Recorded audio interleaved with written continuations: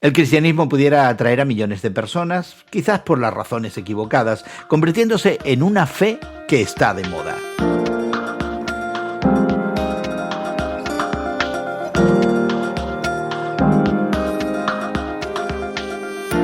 Gracias por acompañarnos entre amigos, esta conversación semanal sobre la fe cristiana y el mundo contemporáneo que tenemos Elsa Masón y tu amigo Gerson García. Y hoy examinaremos el reciente resurgimiento del cristianismo en Silicon Valley, sí, ese lugar famoso por ser la sede de los gigantes tecnológicos. Y bueno, este fenómeno de que muchos se están haciendo cristianos en esa zona ha captado la atención tanto de los medios de comunicación como de la comunidad tecnológica en los Estados Unidos. Nos preguntamos si profesar la fe cristiana pudiera convertirse en una conveniencia. Pero antes te invitamos a suscribirte a nuestro podcast que encontrarás en tu plataforma de podcast favorita. Encuentra y escucha Entre Amigos con Gerson García en Spotify, Apple o YouTube. Te invitamos a que compartas también nuestra conversación en tus redes sociales y que permitas a otros amigos y seguidores participar de este tiempo juntos. Hola Elsa, ¿cómo estás? ¿Qué tal, Gerson? Muy bien, ¿y tú? ¿Cómo te va la vida en estos días? Bien, bien, ahí vamos, día con día, día con día. ¿Te estás preparando para el verano del hemisferio norte? Pues ahora con el cambio climático ya ¿Quién no sé sabe? qué tipo ¿Quién de verano sabe? será. Así es. Bueno, en el día de hoy prestamos atención, Elsa, a un artículo que publica la revista Christianity Today. Y en estos días aparece un artículo en el que considera un reciente, por llamarlo de alguna manera, lo vamos a llamar avivamiento en Silicon Valley. Y como tú sabes, es ese lugar cerca de la ciudad de San Francisco, en los Estados Unidos, que es el área de residencia para muchos gigantes tecnológicos.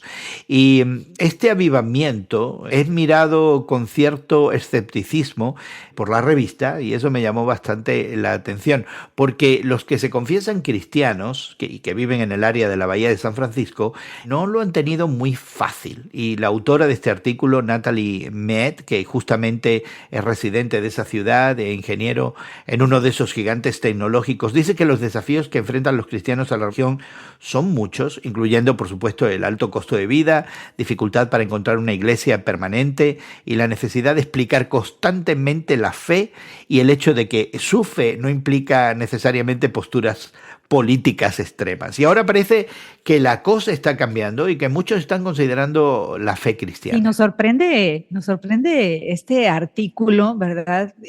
Pero no es el primero, Gerson. Incluso ella misma habla de que el periódico The New York Times se ha fijado que ha crecido el número de empleados de este valle de Silicon, ¿no? Donde están las grandes industrias como Apple, ¿no? Como las computadoras y la tecnología de Apple y de tantas otras que apoyan el mundo tecnológico que están allá. Es el mundo de gente que gana mucho dinero, es el mundo de gente, creo que los podemos ver de cierta manera, que su Dios es la tecnología, el progreso de la humanidad a nivel científico y tecnológico, y pues las cosas de Dios, particularmente de Jesucristo, como que no tendrían mucha relevancia. Sin embargo, el periódico de New York Times, ahora la revista Christianity Today, como bien lo estás apuntando en el artículo de Natalie Mead, y también creo que la revista The Atlantic han notado que ha habido de cierta manera un avivamiento, o si no lo quieres llamar avivamiento, decir de cierta manera que los empleados, las personas, los propietarios de negocios en esa área del norte de California, ya no tienen pena de ocultar su fe cristiana, ¿no? O que la han adquirido. Ahora son personas de fe y ahora lo hacen notar, lo comunican a otras personas a su alrededor. Y entonces hay bastante sospecha de por qué es lo que está sucediendo, por qué está sucediendo esto en estos días por allá. Si será avivamiento como lo conocemos nosotros, históricamente hablando, desde el punto de vista cristiano, desde el punto de vista espiritual, o si será otra cosa. Y ese es el punto, esa es la gran pregunta que se hace el artículo y da razones. Que como tú bien decías, no es de esperar en personas que creen en el progreso humano que se consigue exclusivamente con el esfuerzo humano y, por supuesto, con la mediación tecnológica, ¿verdad? Yo me estaba acordando de esas grandes leyendas que aparecen no solamente en la cultura occidental, pero en otras culturas donde de alguna manera la tecnología, la creación de cultura, ¿verdad? Ahora es una fuerza que se opone a los designios de los dioses, de alguna manera, Sí, ¿verdad? así.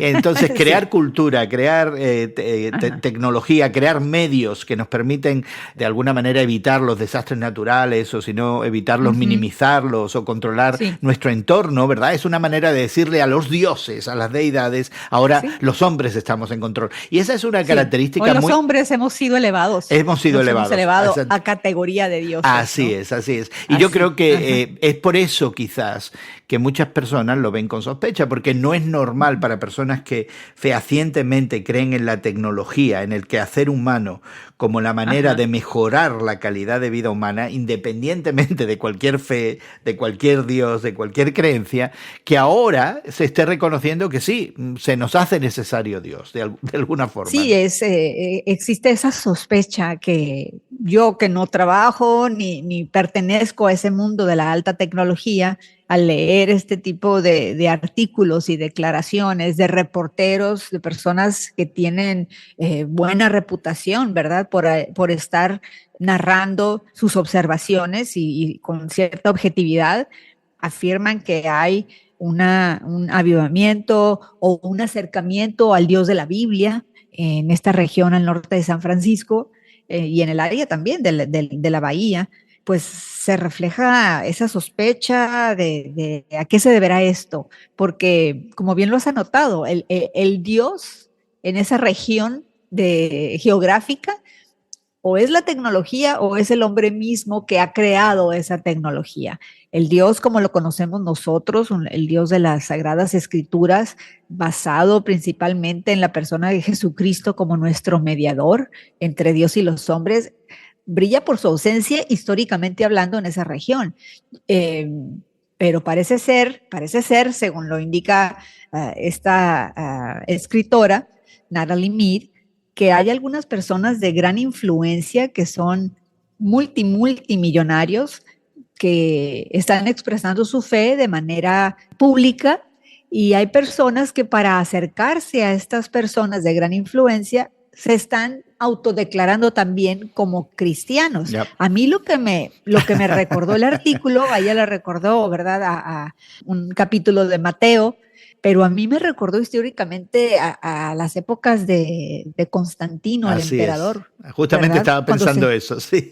Sí, se convirtió al Así es, cristianismo así es. de ser pagano y mucha gente a su alrededor en la corte de Roma de sus días y bajándonos hacia la sociedad de su tiempo, empezaron a declararse cristianos públicamente. Entonces el cristianismo para muchas personas, si no para la mayoría, se convirtió en una religión de conveniencia. Voy a decir que soy cristiano para que obtener este favor en el gobierno, para obtener esta propiedad, para ser bien visto. Se puso de moda el cristianismo en los tiempos de Constantino y pues tal vez ahora esté sucediendo lo mismo en el Silicon Y Valley, creo ¿no? que en el entorno de en la cristiandad norteamericana, ¿no? Donde ideas positivistas y triunfalistas se promueven tanto, pudiera ser un añadido más, ¿no? De que de Uh -huh. pronto la aceptación de la fe cristiana, que cuando vamos al Evangelio lo entendemos en términos de seguir los pasos de Jesús de alguna manera, ¿verdad? Ser seguidores de Jesús de Nazaret en sus expresiones, en sus afirmaciones, en sus valores, en su estilo de vida y todas estas cuestiones que a lo largo de la historia de la fe cristiana se plantean, parece que pudieran chocar con propuestas contemporáneas acerca de cómo debemos vivir la vida y cómo debemos maximizar nuestro potencial humano, ¿no? Y yo creo que Uh no se -huh. puede seguir a Cristo si no hay una revisión seria de mis valores en su esencia y si Claro. no hay una revisión seria de quién yo soy delante de Dios, quién soy ante mi comunidad, de quién yo soy internamente ante mí mismo, ¿verdad? Y de pronto que la fe demande algunos cambios. Y me da la impresión que en el mundo de la cristiandad norteamericana esta idea de abrazar la fe no llega a esos niveles en la mayoría de los casos. No nos sacude de tal manera que transformaría nuestra vida tan radicalmente que nuestra vida nueva, la nueva vida que encontráramos en Jesucristo, en seguir las creencias cristianas como las dice el Evangelio, sería irreconocible desde el punto de vista de nuestra vida vieja, ¿no? O sea, no seríamos la misma persona. Y sin embargo, me da la impresión, particularmente en el mundo occidental y particularmente en los Estados Unidos, de los que estamos hablando en el día de hoy, que este tipo de cambios radicales muchas veces no se propone. O sea, me hago cristiano, pero la fe cristiana no toca mis valores, mi manera de manejar el dinero, mi trato hacia los demás, la manera en la que yo empleo mis recursos o cómo paso el tiempo libre, ¿verdad? En la mayoría de los casos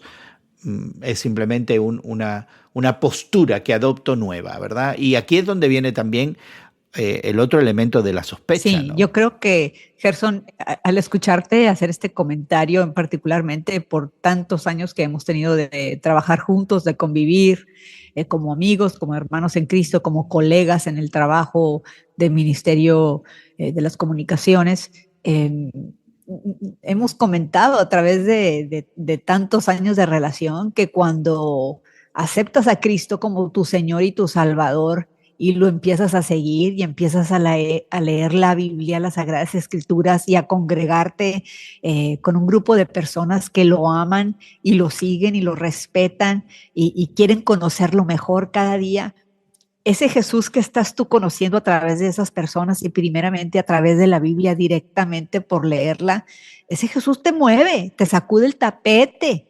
Ese Jesús no te deja sentarte a gusto en tu sofá, en tu casa donde tienes tu televisión. Ese Jesús te levanta de allí y te dice, sal a la puerta, proclámame, acoge a los necesitados, perdona al que te ha hecho mal, pon la otra mejilla, refugia al indeseado. Y yo me pregunto mucho si la cristiandad que estamos viendo ahora a nivel popular, particularmente, voy a hablar de los Estados Unidos porque es mi contexto, esa cristiandad que vemos ahora triunfalista, proteccionista, ¿verdad? De mantener mis fronteras imaginarias, ¿no? Bien protegidas de cualquier persona que no sea como yo, que me amenace de cierta manera. No es la cristiandad que yo veo en la Biblia, no son las palabras de Jesús que yo veo en la Biblia y a nivel así popular, a nivel masivo, ese Jesús que nos incomoda no aparece. No aparece, aparece Jesús, el que ha triunfado, ¿verdad? Y aún ese Jesús que ha triunfado no es el mismo que veo yo en las Escrituras. Fíjate que me llama mucho la atención el énfasis que tú haces en la cuestión masiva, ¿no? Que yo creo que es donde está el asunto álgido en el artículo.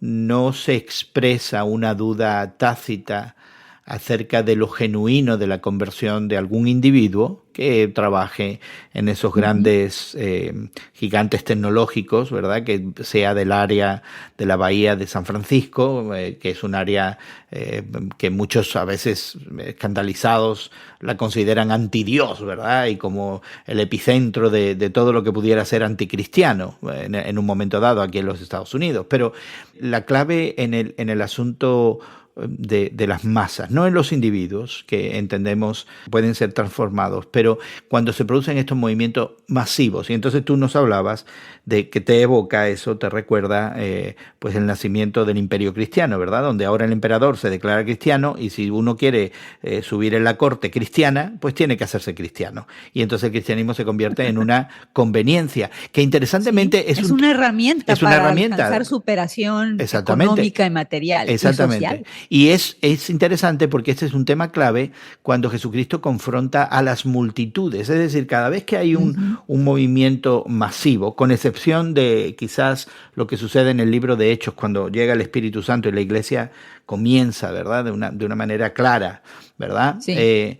Con excepción de esos miles de personas que se convierten, Jesucristo se encuentra siempre sospechando de los movimientos masivos, ¿no? Incluso les cuestiona acerca de que la motivación principal para seguirle a él era la conveniencia. ¿verdad? Les dice claramente, ustedes me están siguiendo. Por los milagros, por las señas que les llamaban la atención, ¿verdad? De ver las señas y milagros, pero no necesariamente la conversión que Jesús proclamaba, que apuntaba a Dios Padre. Ellos querían el show. Y no solamente el show, querían también la cena con el show. Era cena y era show. Es decir, querían el pan, ¿verdad? La cobertura de lo material, de lo necesario, ¿verdad? Para la vida y del bienestar que se ejemplifica en el pan. Y se les recuerda también, y ustedes son igualitos que sus antepasados, que hicieron la misma cosa. Es decir, hay esta sospecha de estos movimientos masivos que a veces a nosotros en la iglesia nos alegran y los celebramos. Y Jesucristo, sin embargo, decía, bueno, ¿dónde está tu motivación? O sea, ¿por qué me sigues, no? Y cuando Jesucristo muestra por primera vez que el seguirle a Él no es una conveniencia, es una inconveniencia, las multitudes y las masas desaparecen. Y desaparecen de tal manera que Jesucristo en algún momento le dice a sus discípulos, ¿y ustedes todavía están aquí? Me sorprende que con la gran inconveniencia, exactamente, que no me quedé solo. Y yo quiero puntualizar, Elsa, porque no estamos hablando de que genuinamente alguien haya encontrado esta esperanza. Pero sería la gran minoría, ¿no? Como ha sido el remanente. Exactamente, pero siempre hay cierta sospecha, yo creo, incluso, y no es una sospecha personal mía, creo ni tuya, creo que va al Evangelio. Lo están apuntando en el New York Times y en el Atlantic, exactamente, imagínate. En el Christianity Today. Pero incluso en el Evangelio Jesucristo tenía la misma sospecha, ¿no? Que el cristianismo en algún momento pudiera convertirse en una conveniencia o en una moda. ¿Cómo evitaríamos eso entonces? Si yo estoy escuchando esto y a lo mejor incluso puedo ser parte de este movimiento, ¿verdad? Yo me entusiasmé con el cristianismo, nos fuimos juntos y ahora todos mis amigos son cristianos. ¿Cómo podemos evitar en nuestra vida personal que el cristianismo se convierta en una conveniencia o en una moda? Mira, Gerson, yo creo que pensando, digamos, en algunas de estas personas que han decidido seguir ese cristianismo popular, ¿no? El cristianismo triunfalista, popular, el que está de moda porque mis jefes o estos millonarios están ahora abrazando el cristianismo, pues yo también lo voy a hacer, porque si ellos triunfan con esto, pues a lo mejor yo también. Invitar a esas personas a leer la Biblia por sí mismos, a recogerse, a dejar el celular por un lado, a apagar la televisión, a no contestar el teléfono por un momento y tener unos minutos a solas en los evangelios. Tener unos minutos a solas en el libro de los Hechos. Unos minutos a solas leyendo las epístolas de Pedro.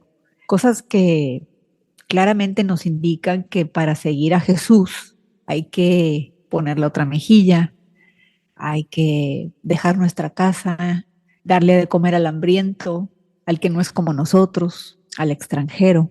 Estas son palabras que no las digo yo, las dice la Biblia.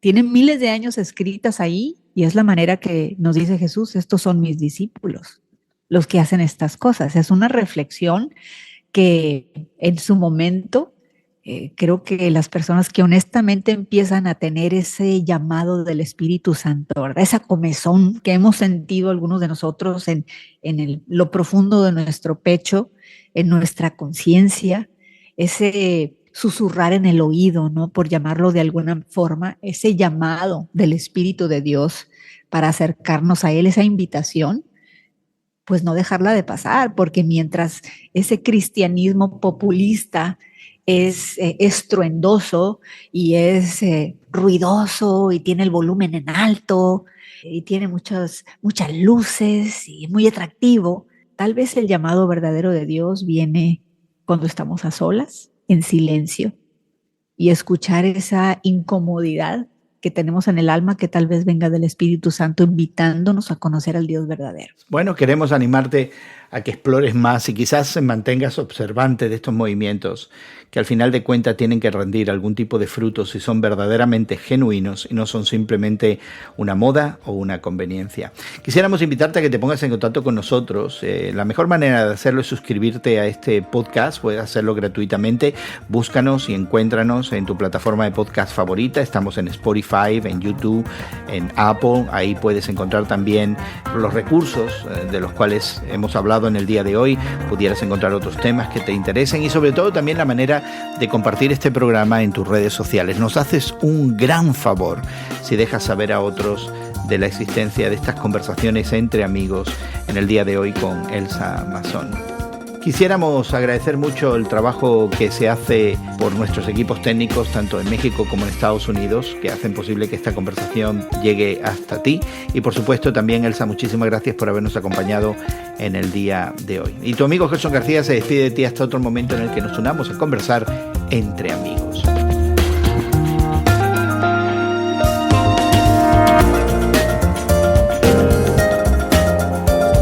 Amigos con Gerson García es producido por Eventual Media y distribuido por Radio Moody para ministerioreforma.com.